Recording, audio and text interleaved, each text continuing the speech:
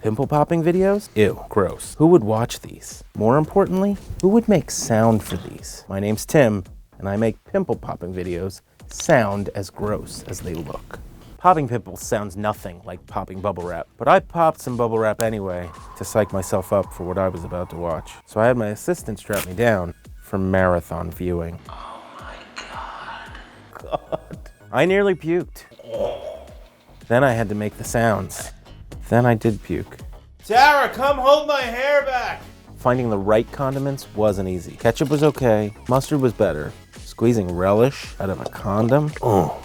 In the end, it was all worth it to make these pimple-popping videos more visceral.